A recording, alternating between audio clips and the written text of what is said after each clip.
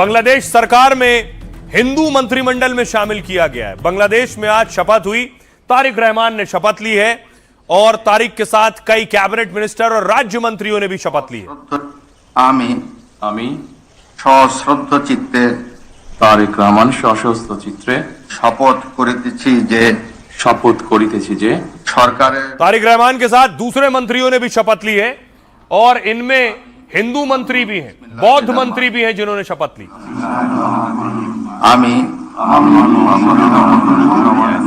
ও নিরাপত্তা বিধান করিব, অনুরাগ বা বিরাগের বশবর্তী না হইয়া এর নিকট প্রকাশ করিব না।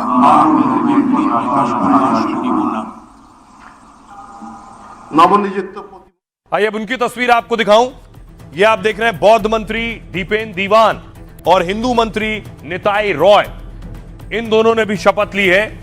तो उम्मीद बांग्लादेश के हिंदुओं के लिए कि उनके दिन ठीक होंगे और वहां जो हिंसा और अत्याचार कट्टरपंथी कर रहे हैं वो रुकेंगे। बांग्लादेश में नई सरकार बन गई, तारिक रहमान ने पीएम पद की शपथ ले ली और इसी के साथ अल्पसंख्यक हिंदुओं को उनका हक भी मिलने लगा है। तारिक रहमान की सरकार में 2 अल्पसंख्यक नेता मंत्रिमंडल में शामिल हुए। एक हिंदू और एक बौद्ध नेता को सरकार में शामिल कर कट्टर सोच को सीधा तमाचा लगा है। कट्टरपंथ को बढ़ावा देने वाले जमाते इस्लामी ने शपथ का बॉयकॉट कर दिया। ऐसे में यह कहा जा रहा है कि यह बांग्लादेश में नए दौर की शुरुआत है जहां कट्टरपंथ की कोई जगह नहीं।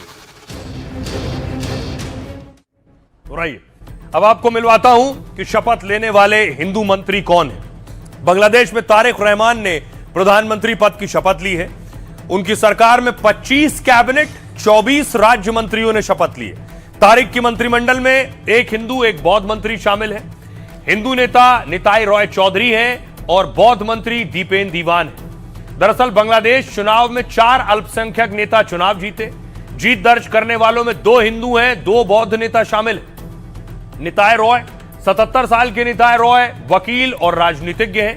उन्होंने बांग्लादेश के मगुर 2 इलाके से जीत दर्ज की है और जमात के प्रत्याशी को 30,000 वोटों से हराया है। कट्टरपंथी पार्टी जमात के प्रत्याशी को हराया।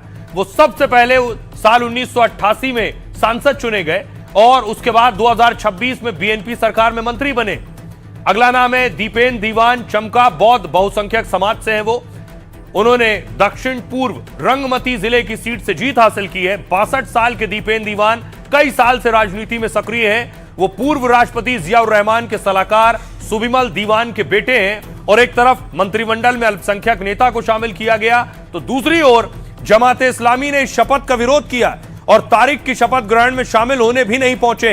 दावा है कि जमात की हार की वजह से ही शहबाज शरीफ भी इनकी शपथ में नहीं आए हैं और इसलिए जमात ने बॉयकॉट किया है।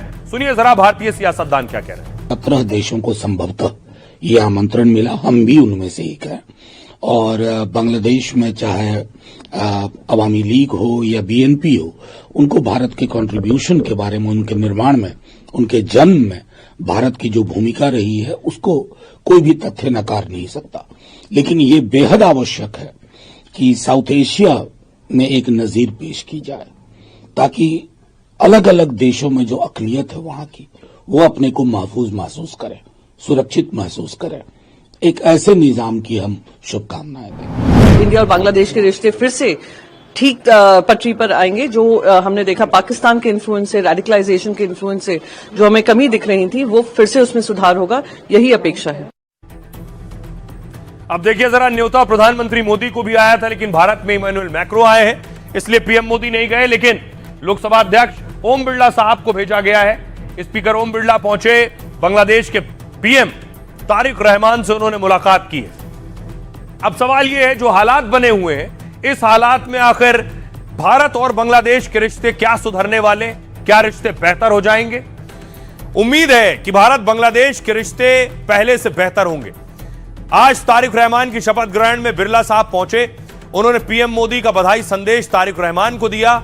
इससे पहले भी तारिक की जीत पर पीएम मोदी ने उन्हें बधाई दी थी। दोनों ने फोन पर बातचीत की, रिश्ते मजबूत करने पर फोकस किया था। कई बार बांग्लादेश की तरफ से ऐसे ही संदेश दिए गए।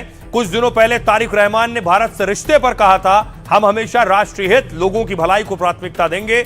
उन्होंने संतुलित तरीके से रिश्ते सुधारने की बात कही है। इसके अलावा बीएनपी नेताओं ने भी भारत के पक्ष में बयान दिया। बीएनपी नेता हुमायूं कबीर ने कहा, हमें रिश्ते रीसेट करने चाहिए। वहीं बीएनपी नेता फखरुल ने कहा, हम भारत से बातचीत जारी रखेंगे, हम भारत से युद्ध नहीं कर सकते। ये बातें पागलपन भरी हैं। इससे पहले भी दोनों देशों ने मतभेदों के बाद मजबूत रिश्ते बनाए रखे हैं। सुनिए जरा क्या कुछ कह रहे हैं बीएनपी नेता। हमारी विदेश नीति किसी खास देश को लेकर अलग नहीं है।